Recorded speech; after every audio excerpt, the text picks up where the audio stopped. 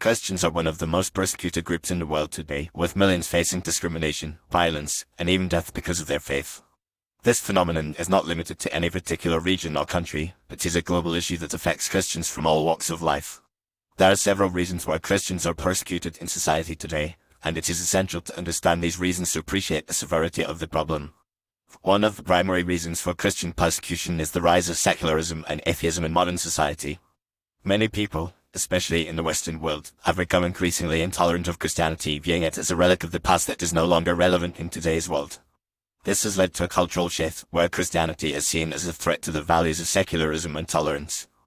As a result, Christians are often marginalized, mocked, and excluded from public life, with their views and values dismissed as outdated and bigoted. Another significant factor contributing to Christian persecution is the growing influence of radical ideologies, such as Islamism and communism.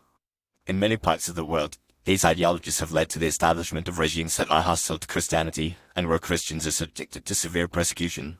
For example, in countries such as North Korea, China, and Saudi Arabia, Christians are arrested, tortured, and even killed for their faith. In other countries, such as Nigeria and Pakistan, Christians are targeted by terrorist groups who seek to eradicate them from the face of the earth.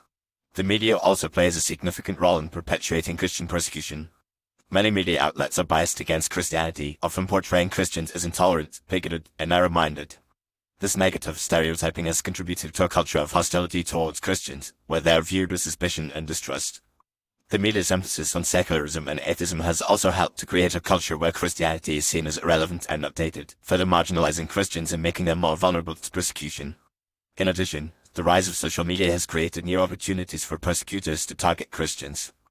Online platforms have become breeding grounds for hate speech and harassment, where Christians are often subjected to vile and abusive language. This has created a culture of fear, where Christians are reluctant to express their views or identify themselves as believers for fear of being targeted and persecuted. The consequences of Christian persecution are severe and far-reaching. Many Christians are forced to flee their homes and countries, seeking refuge in other parts of the world. Others are imprisoned, tortured, or killed for their faith. The trauma and suffering experienced by persecuted Christians can be devastating, leading to long-term physical and emotional damage. Moreover, the persecution of Christians has a broader impact on society, undermining freedom of speech, conscience, and religion, and creating a culture of intolerance and fear. Finally, it is essential to recognize that Christian persecution is not just a problem for Christians, but for society as a whole. The persecution of any group, based on their faith or beliefs, is a threat to the fundamental rights of all individuals, and undermines the values of tolerance, diversity, and respect that are essential to a healthy and functioning society. Therefore, it is crucial that we take action to protect persecuted Christians, and to promote a culture of acceptance, understanding, and respect for all people, regardless of their faith or beliefs. In conclusion, the persecution of Christians is a complex and multifaceted issue, driven by a range of factors, including secularism, radical ideologies, media bias, and social media. The consequences of this persecution are severe, and it is essential that we take action to protect Christians and promote a culture of tolerance and respect.